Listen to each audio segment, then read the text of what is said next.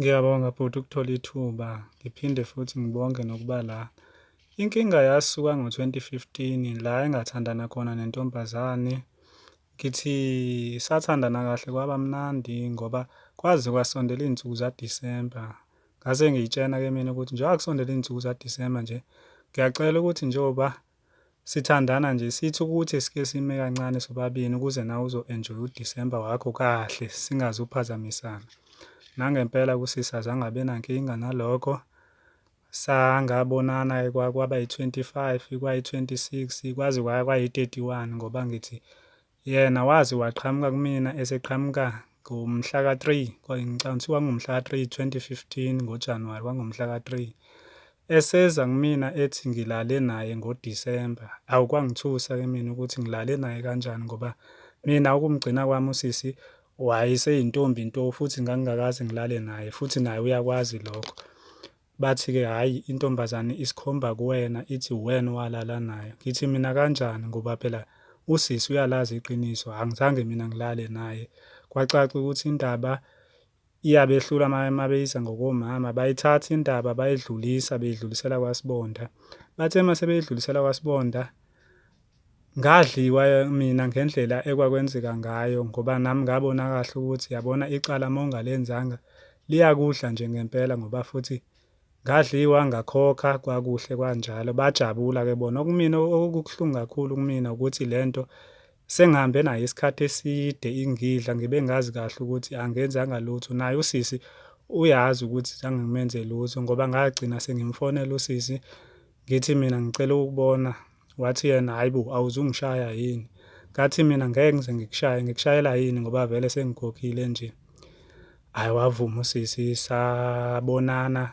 Ngase ngiyiqala-ke mina indaba ngithi mina uma phakathi kwabantu thina sobabili, awulazi iqiniso, kodwa uma thina sisobabili uyalazi iqiniso. Ngabe kwenzakalani ngoba phela le nto uyayazi nawe ukuthi angizange ngikwenze lutho, ngakushiya useyintombi. Wasethi yena, kanti uzongiqolisela lokho? Ngithi mina angizelanga ukuzokuqolisa, ngizokubuza ukuthi kwenzakalani ngoba phela uma ungafuni ukungichazela mina iqiniso ngizolithola mina ngendlela yami. Wase wathi yena, hhayi-ke, ngicela le nto ungayidlulisi, ngizokutshena ukuthi mina kwenzakalani. Ngathi mina anginankinga, ungachaza. Wachaza yena ukuthi yena babedakiwe ngoDisemba, yabo, kodwa ukubonana thina zange sibonane. Into eyenzeka ngasuke ngadakwa kakhulu mina angazi ngoba nami ngabona ekuseni senginje sengilaliwe ukuthi ngilalwe ubani. Ngase ngathi uma ngiya ekhaya ngathathwa omama bomhlolo bangishaya, bengishayela ukuthi angithi uwena. Mina ithi intombazane ngokusho kwayo yona yayingavumi ukuthi yayingavumi ukuthi ithi yimina ngoba yayazi kahle ukuthi mina sagcina kudala ukubonana. So bona uthi uma esho ngokusho kwakhe, uthi uma wakhe wayemfosa ngenkani ukuthi akasho ukuthi yimina ngoba cause kwakwaziwa vele ukuthi ubebonana nami, yabo, ngoba intombazane bayishaya yaze yagcina ilikhiphile igama lokuthi hhayi yimina. Ngithe sengimbuza-ke ukuthi hhayi bo, ngoba phela nawe uyazi ukuthi akuyimina, uthi bona yena, kuyimanje mina angisavumelekile ukuthi ngibonane nawe, yabo. Ngithi mina, hawu, kanjani futhi ukuthi awusavumelekile ukuthi ubonane nami? Mina ngingafika ningikhokhisele into engingayazi, niphinde futhi uma wakho sekuyaba uyena futhi osethi akusavumelekile ukuthi ubonane nami. Yini ndaba kanti? Yini le engangiyenzile kunina? Wasethi nje yena, akusavumelekile ukuthi ngibonane nawe.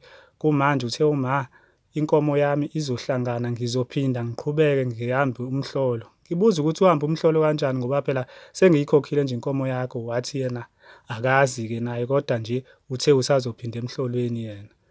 Manje kungixaka kakhulu, ngathi noma sengimdedela esephindela kubo. Kwase kutholakala ngizothola mina i-call ngakusasa ukuthi seyangifonela untombazane uthi kumina, sengixoshiwe-ke mina ekhaya. Uxoshelweni na? Ngixoshelwe ukuthi kade kade ngibonana nawe, phela kahle kahle mina angisavumelekile ukuthi ngibonane nawe. Yilapho-ke mina engagcina khona ukubona intombazane. Angiphindanga, kwakuwu-2015, angiphindanga mina ngahlangana nentombazane. Manje kubuhlungu kakhulu le nto, ngina-10 years manje yenzeka. Ngakhokha, anginankinga nokukhokha, manje iyangidla le nto ngoba kahle kahle iqiniso lagcina livelile ukuthi intombazana ayizange ilale nami kodwa mina ngakhokhiswa ngendlela engakhokhiswa ngayo. Manje akupholi kimina and nasekusuku le nto ayingiphathi kahle ukube ukukhokha ngikhokha into engingayazi ngoba nobuthongo kufika namaphupho amabi ngento engingazange ngiyenze. Ekugcineni kwakho konke mina sengithe mase ngiyiphosta ko-Facebook le ndaba yasusa okukhulu kule nto ukukhuluma. Manje nabantu basekhaya ba-defend intombazane ukuthi intombazane, mina umuntu orongo lana yimina, kodwa ngiye ngabona ukuthi ukuze ngikhulume kahle lolu daba lolu, kungcono ukuthi ngiphume ekhaya. Kumanje ngihamba ngihlala mina, ngihanjiswa yilona lolu daba, ngihamba ngihlala emizini yabantu. Yena uhleli kahle kuyibo, kumnandi, ulala embhedeni yakuyiba ukhululekile.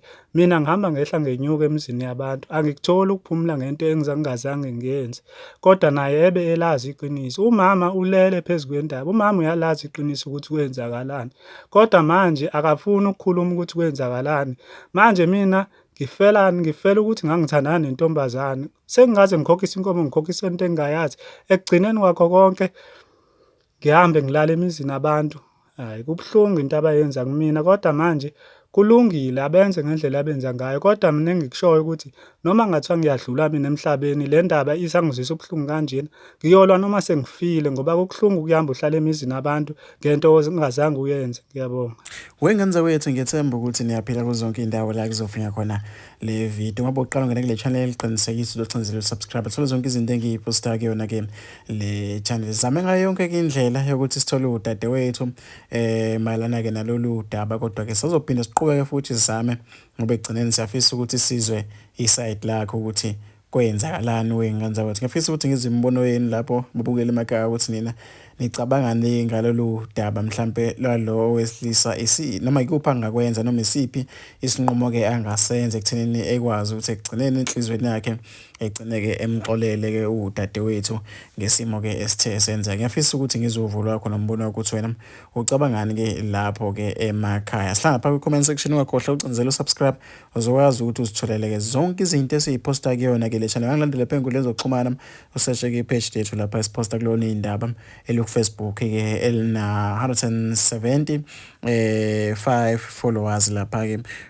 ku-Facebook. Usilandele uzokwazi ukuthi uthole zonke izinto esiyiphostayo kuyona-ke le channel. Mina-ke sengiphuma kanje ngizofisa ukuthi ngizwe uvo lwakho nombono wakho ukuthi wena ucabangani-ke ngalolu daba lwalo-ke owesilisa njengoba-ke ekhala-ke wengane zawethu ngokuhlawuliswa entweni-ke athi-ke akayazi-ke enakuyibona-ke wengane zawethu. Mina sengiphuma kanje.